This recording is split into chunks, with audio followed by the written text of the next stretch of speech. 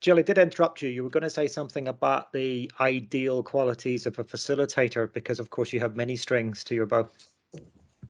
Yes, so I have to say that when I was thinking about this, I did go with organised, prepared and genuinely interested again, because I have to say, can't really stress that enough. Because obviously as a facilitator, you have to know the content. You have to know the content and the research inside and out.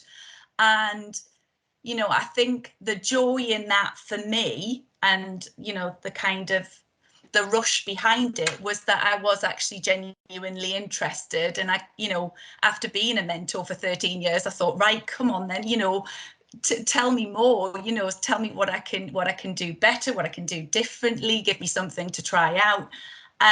So yes, you know, those qualities kick in as a facilitator again.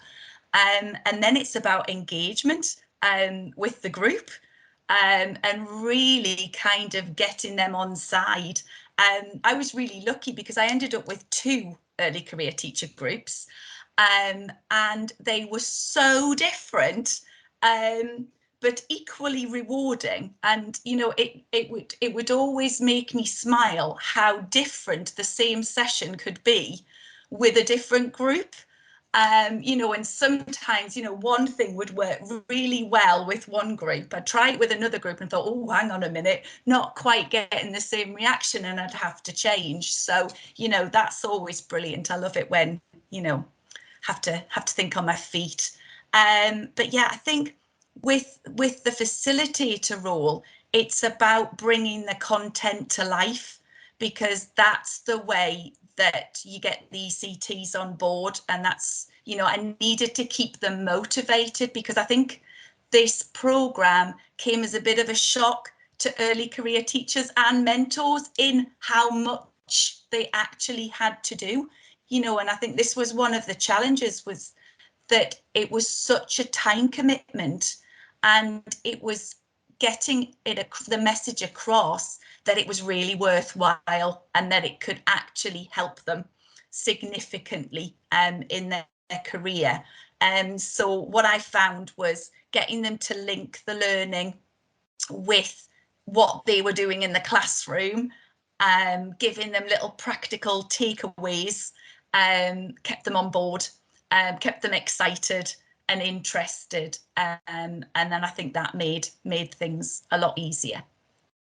And Jill, you mentioned that getting to grips with the content was really important to you, and you think it's really important to facilitators as well. And I sympathise with when you're new to the ECF. It feels like a mound of material to get through, and you're right. It you know, the content is vast and could feel overwhelming. Have you got any advice on how people can go about that, getting to grips with the content and making sure they're familiar with it? Yes, absolutely. I mean, it's really well set out. You know, I have to say, from a kind of user-friendly point of view, I found it really easy to access the materials. So my real kind of piece of advice there would be to be prepared to read it in advance, to, you know, at the beginning of the year, just have a scan through, you know, the whole year. You know, I'm not saying read everything in one go, but just get your head around how it evolves, how it moves through as you work through the programme, and doing the reading. And that comes from kind of mentor, facilitator, ECT. Doing the reading in advance means that when you're working with someone else, or you're working with your ECT group, it's so much easier and so much more valuable than if you're trying to catch up, you know, during that meeting. So being prepared and looking ahead would be my major piece of advice there. I think that's really good advice, understanding the bigger picture. And yeah, you mentioned the importance of making the curriculum come alive for ECT, so they could really see the relevance of it and go back and apply it to their classroom. Have you got any advice for how facilitators can do that? Yes, so what we did, I mean, I was really lucky. My co-facilitator, Kate, was fantastic to work with. We did the mentor sessions together, but we did the ECT, we did the first one and the last one together. And it was great kind of working with her, and we decided right from the beginning that we really wanted to get the ECTs to link the learning to what they were doing. So what we tried to do as much as possible was every time we looked at a case study, we got them to think about their class and a similar experience that they'd had, or something that they could use to compare.